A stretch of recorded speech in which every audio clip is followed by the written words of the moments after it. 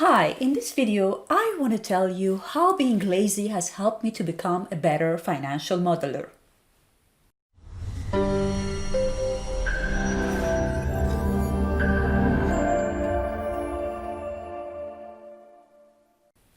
For those of you who don't know me, hi, my name is Hediye. I made financial modeling my profession as well as my passion. So if that sounds like something you're interested in, please consider subscribing. Okay, so when I talk about laziness here, it's not about that type of laziness that say, do it later. The type of laziness that I'm talking about is the constructive laziness, which is I will do things better now so that I will have I will have to put less effort later down the road. So that's the type of laziness that I see in myself, and I had it since my childhood. And here I want to tell you how this laziness has helped me to build better financial model. The first thing that the lazy person will do while building a financial model is to keep the financial model transparent. Why is that?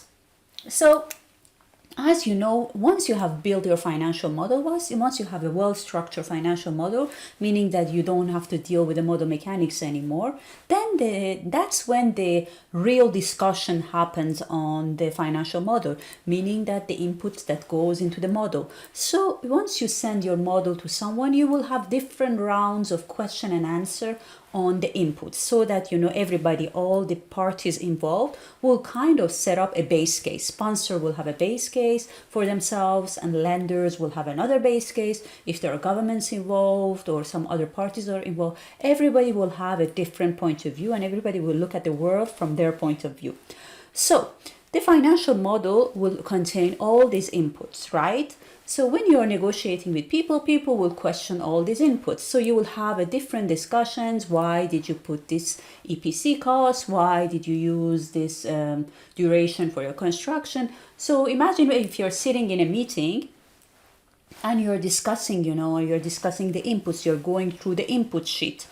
Then once these questions will come up, you will have your colleagues, everybody will discuss, and we say, okay, for the EPC, we recently negotiated with our EPC contractor and they gave us this EPC cost and they told us it takes like 12 months to finish the construction. And then they will ask, okay, that's well noted, but do you have a kind of like a document or an email or a reference that can back this up? And then you say yes, and you take a note and you say, okay, after the meeting, I will send you the references for these inputs. Okay, so instead of going through this, because this will happen with each and every input that goes into the model.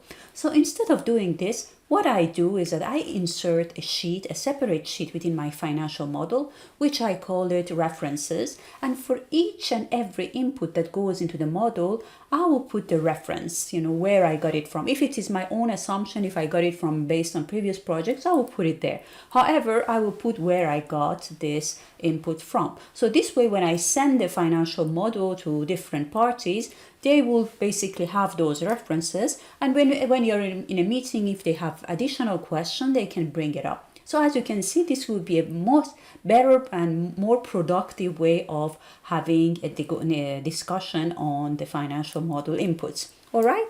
So being lazy and avoiding all these question and answer, because I always say that most of the financial modelers, they have an introvert personality. They're comfortable sitting behind their desktop, and doing their buttons for their macro and doing their stuff rather than to being in unproductive meetings, right? So in order to have a more productive meetings, having a transparent financial model, meaning that you have a reference and a justification for each input that goes into the model, and you have documented all of them in the financial model. Here I avoid the basics. The other basics of transparency in financial modeling is that you never hard code inputs within your formulas, right? So that's, I assume, is one of the basics that everybody is aware of.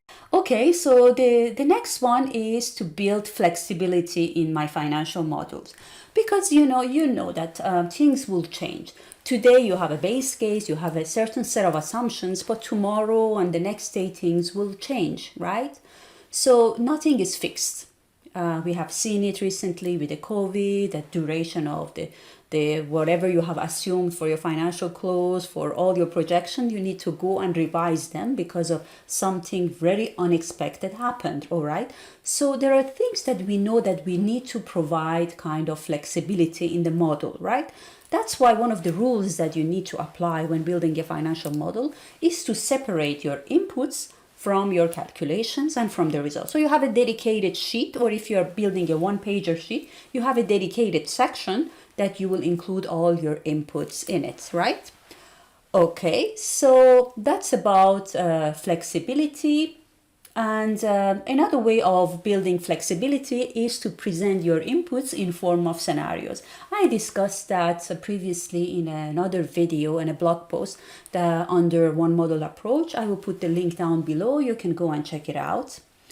And the other thing is to anticipate changes, That's why I always say that if you're working in a team and you have a financial modeler, the financial modeler needs to be present in most of the discussions and the meetings that you have, because during those meetings there will things that will be discussed that the financial modeler will have an idea of, okay, what are the expected changes that I need to consider in my next version of my financial model. Let me give you an example.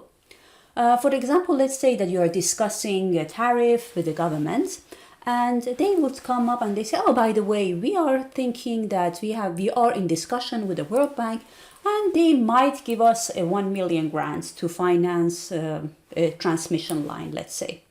But it is not yet fixed. We don't know yet. It's still under discussion. So there are other projects that they need also that money. So that they will tell you the whole story, and they will just tell you that there might be a possibility for a grant. You say, okay, and a good financial model will take note of that and will go and will build in that grant into the financial model and will tell you what will be the impact if this grant is available to the project. And this way is going to save you time. If in a 1 month time, in 2 weeks time, they come and say you, oh, by the way, we got this grant, that mechanics is already built into the model and you can just activate it with a click. So that's another thing that a lazy financial modeler will consider is flexibility. Another thing is simplicity, because a financial modeler will know that the financial model is a tool that is going to be used by different stakeholders in the project, right? And not all of them have Excel skills, and most of them are even afraid. That some people are even reluctant to even open an Excel sheet. So a good financial modeler will try to create a very user-friendly format and design for the financial model, and to make it simple so everybody can change things. They can come and make simple changes. Imagine if you have one sheet that you call inputs and you color code it with a specific color code, and you have a separate sheet which you call summary, or you put all the charts and graph and everything. So that's very simple. You just tell your users that you go and change the inputs, and then you go and check out the results. All right, so that's a simple tool. There are also calculations that you can go and check them out if you need to, but I made sure that the mechanics is well structured and there are no errors in terms of the mechanics. So basically the user will only need to deal with these two sheets, and there is basically a simple tool. So that's something that kind of a good financial modeler will consider is simplicity. However, remember we talked about flexibility. There is a trade-off between flexibility and simplicity. Sometimes you need to, there are some, in some cases that flexibility, you need to provide some flexibility that will cause some complication in the model, all right? So you cannot just reject a financial model by saying that it's complex without knowing the context, right? So imagine if you have a financial model that needs to consider two phases of a project with a switch that you need to activate one phase and then activate the second phase, or activate both phases together. So imagine the complexity of that. But, however, there are ways that you can make it simple in terms of the design, right? So all the appliances that we use around us, all the Apple products, especially, the Mac products, you see that they are in terms of the design, they are very simple, So that's what I'm saying here. I mean, you might not be able to make, the calculations and everything overly simple. However, what you can do is to make the design simple and user-friendly. All right, and this way people will not bother you for small changes. They will be able to do it themselves. And if there are like the structural changes that are required, then they will call you and ask you to do it. Some of my friends told me that, oh, so maybe that's why some of the financial modelers make their model complex, because they want to create dependency. So that, every time that, you need to change something, you will call them. That might be the case, but a good financial modeler will never do that, because, as you know, if you have a good tool, a user-friendly tool, people will be more comfortable working with it, and they will come back for more contracts and more projects towards you. So always privilege simplicity.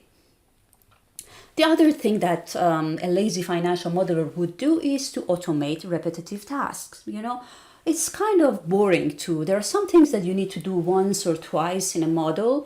For example, they ask you to, somebody comes, your manager, and tells you, okay, can you please increase the capex by 10% and tell me, what is the result? So you just go and, increase your capex by 10% and tell them what's the impact on the IRR and so on.